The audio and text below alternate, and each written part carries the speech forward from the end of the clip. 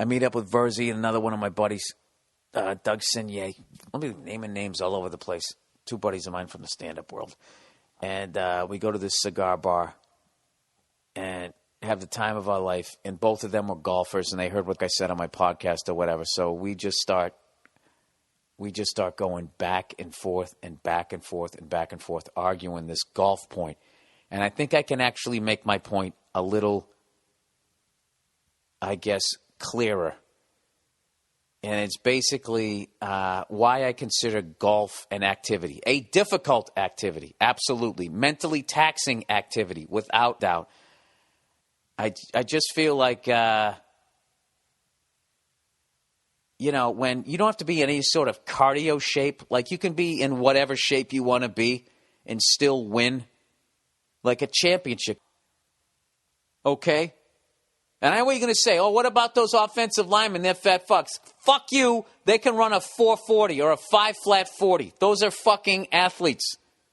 Okay? And they are that size like the way sumo wrestlers are, because they have to be that size. Okay? They're told to get that fucking big. All right? Warren Sapp, at his biggest weight, could still fucking win Dancing with the Stars. Okay, you're talking an athlete here. He's still light on his toes there. All right, I'm talking how you can just be a complete non-athlete.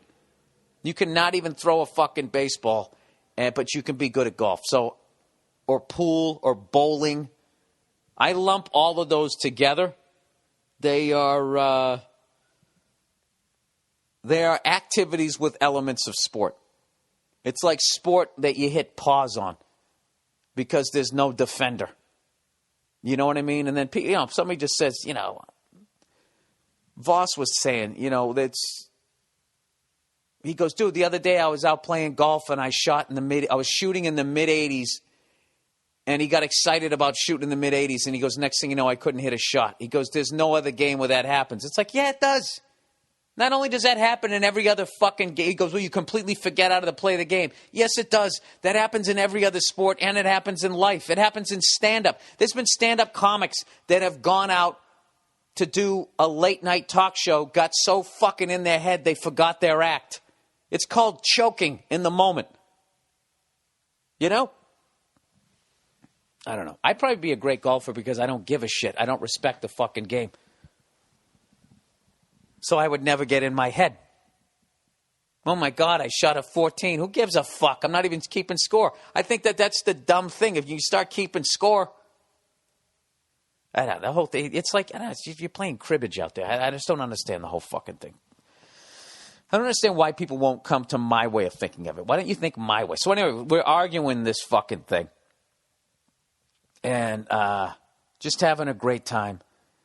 And the night ends. Verzi drives me back down to the hotel. We get out. I get a bacon, egg, and cheese at like 4 in the morning. And then I walk into a Dunkin' Donuts and get a chocolate glazed donuts. By the way, people, I'm off the rails here with the diet thing. And I'm starting to go back up again. So I decided this morning, I'm like, I just have to step outside. Because right now, I got the crack in me. I got the sugar salt thing. Look at that. Bacon, egg, and cheese. Salt through the fucking roof. Oh, I want a donut. I don't want a donut. Nobody ever wants a fucking donut unless there's salts through the fucking roof. And I shove that down my fucking pie hole like Homer Simpson. And then I go directly to bed. Horrific. So that was the end of the night. Just had a great time. And saw Verzi. Verzi's kind of, he bought this, Verzi's a sedan guy, right? Because I was trying to convince him. I was saying one of the coolest cars out there right now is the Mercedes-Benz E63 AMG 4MATIC station wagon. They made a station wagon that goes 0 to 60 in like 3.5 fucking seconds.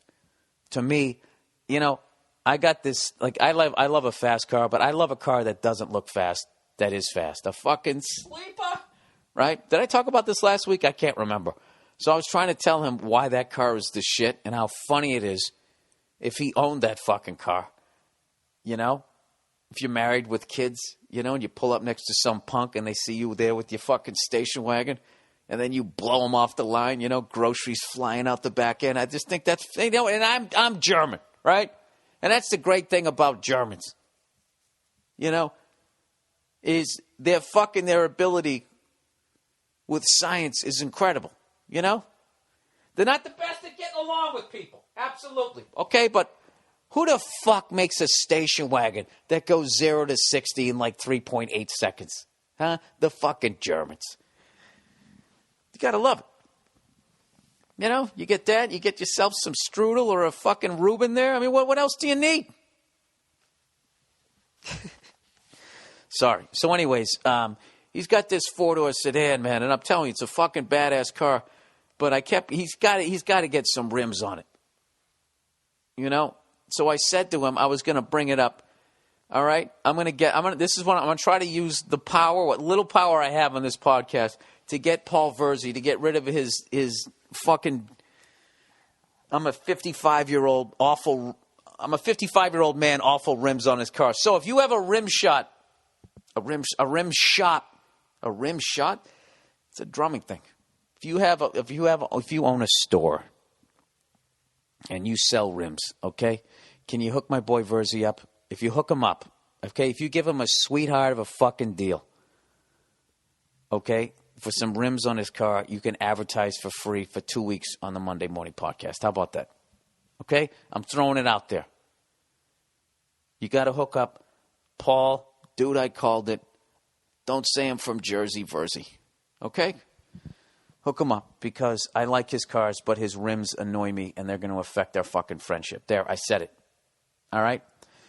All right. Let's plow ahead here. Where are we in the podcast? 39 minutes. Oh, Jesus. I think it's time for some more letters.